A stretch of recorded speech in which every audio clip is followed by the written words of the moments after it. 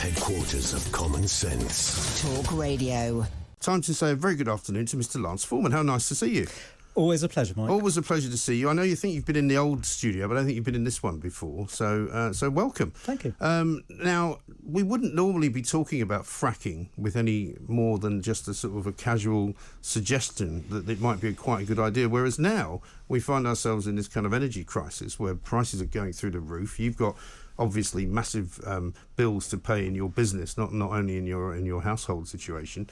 But tell us about this petition that you've got going on. Well, this month, I keep saying next month, but it's actually this month because it's the 1st of March today. It's now the 1st of March. It's St. David's Day, actually. I should have mentioned that earlier. So happy St. David's Day to everybody in Wales. Absolutely. And this month, the government have instructed the two shale exploitation wells, the fracking wells, in the north of England, to be concreted up.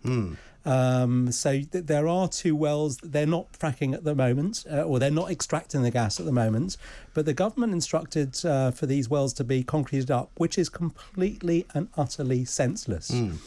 Even if there's a tiny hope that we can get fracking back again, and we can talk about that and why we should, it would be completely idiotic to concrete them up now because the biggest cost involved in doing all of this is digging the well in the first place. So let's just hold fire on that. Car 26, run by Lois Perry, which was launched last October around the time of COP26. Yes. Put out a YouGov poll to see whether people want a referendum on net zero, and the majority, 58%, said they did. Even young people, even Remainers, Brexiters, everybody said they wanted to have this referendum. But what they're now saying is that we need to stop this concreting of the wells. We need to allow fracking, at least have a discussion about it, and it is urgent. We as a country, and Europe indeed, should hold its head in shame about the reliance on Russian gas and oil. We are funding Putin's war. Exactly. This is madness. So this is the thing. I mean, all this stuff. I mean, we're just seeing a story breaking now that the EU have basically ordered a sort of a freezing of assets for all the oligarchs and all the people associated with Vladimir Putin. What they should do is stop giving him money for the gas, shouldn't they? We're still doing it. As I say, we are funding the war. We are paying for the oil and gas, which is enabling Putin to do this. If we weren't reliant on Putin's gas at all, we wouldn't be in this awful situation now, which, who knows how it might escalate. Hopefully, God willing, that won't happen. But we need to get on with this with real urgency. In Britain, we could be completely self-sufficient. At the moment, we do import gas. Europe obviously imports a huge amount of 40% of its gas from Russia. But we have shale gas reserves under the UK, which even if we release 10% of them, could last us for 30 to 50 years. The government were planning to do fracking back in 2013. They put out this paper saying this is a brilliant idea. Boris was behind it. The government were behind this thing exactly the same way as they're doing in the USA. And it's over the last probably 8 or 9 years, you've had all these environmentalists sort of coming up with, every reason under the sun not to do it. They've been coming up with these completely false claims.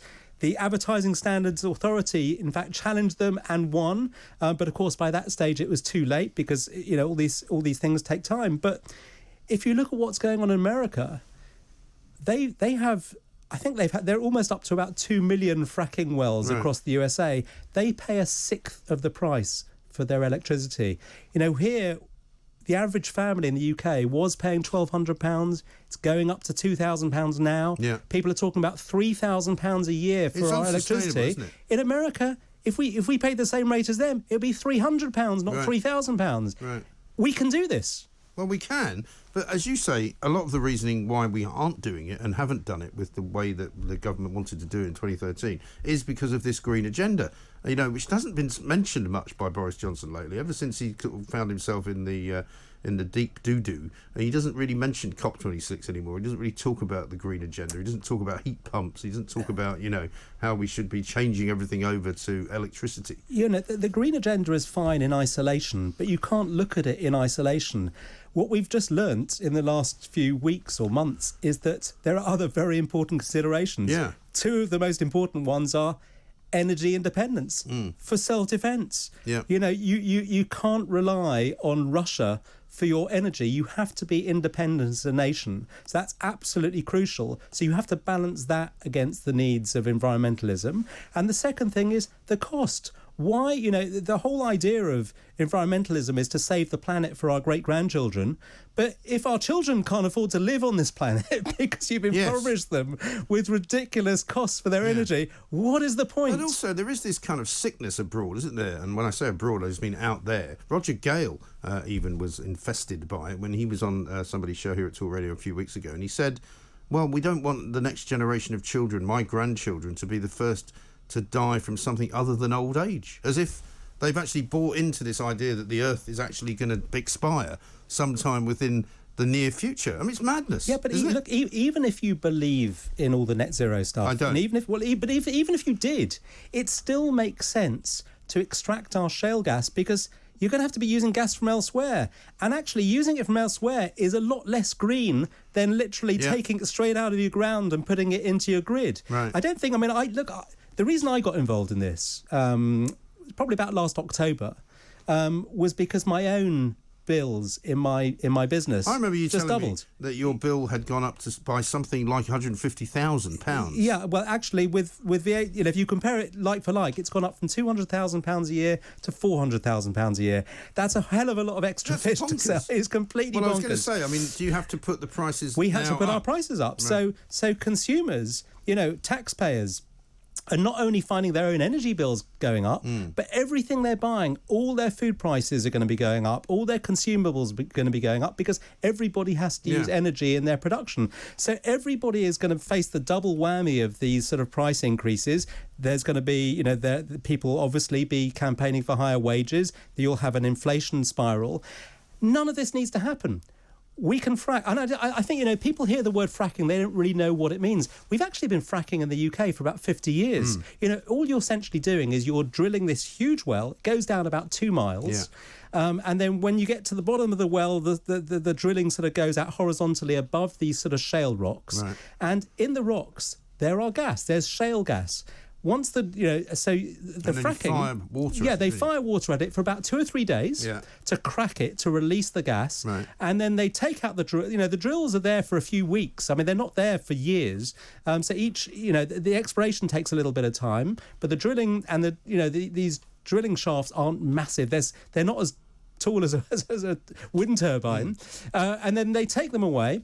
And then once the gas sort of bubbles to the surface like bubbles in a bottle of, fizz, it sort of bubbles to the surface, and then they cap it off and they put this little pipe over the top, no bigger than a parking meter, and then you have gas for the next 10 to 20 years. Amazing. It is amazing. It's a resource. It's treasure. It's literally treasure under our feet, and we're sort of saying, nah, let's just leave it there. Because most people's belief in what happens in fracking is it causes earthquakes because you've got this constant kind of annoyance, if you like, of disturbing of the earth, which isn't the case, is it? Well, they've put so many safety measures on fracking now, and this is one of the problems that the level of fracking, the level of the effect on the sort of Richter scale in terms of fracking has to be pretty much about the same as the movement you get from sort of sitting down on a chair. Well, we get earthquakes in this country all the time. It's just that they're not. We're not talking about earthquakes here. There have been, as I say, almost 2 million fracks across the USA. Yeah.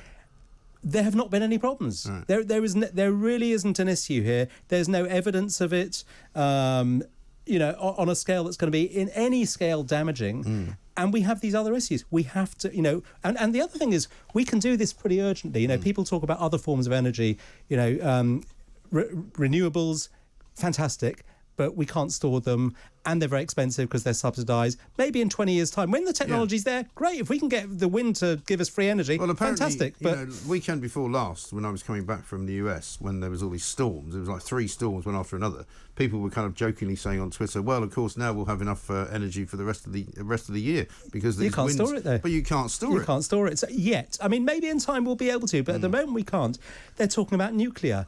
You're still 10 years away from having that on stream. And nuclear might be fine for electricity. It's not that great for heating your home. The great thing about gas is that you can burn it, and you've got, for cooking and heating, it's the most efficient, it's the greenest, actually. Yes. It's the greenest method. And if we've got it here under our feet, that's much greener than transporting it, liquefying it and transporting it for other parts of the world. So we need to get on with this urgently. One of the reasons why it takes a little bit of time is because there are a lot of planning restrictions, and you've got to get through all of those to be able to start doing your sort of... Because it's the old not in my backyard type, isn't it? Exactly. So there's Nobody a lot of planning. wants a fracking well at the end of their garden. But you know what they need to do, Mike? And I know this from personal experience. They should do exactly what they did with the Olympics.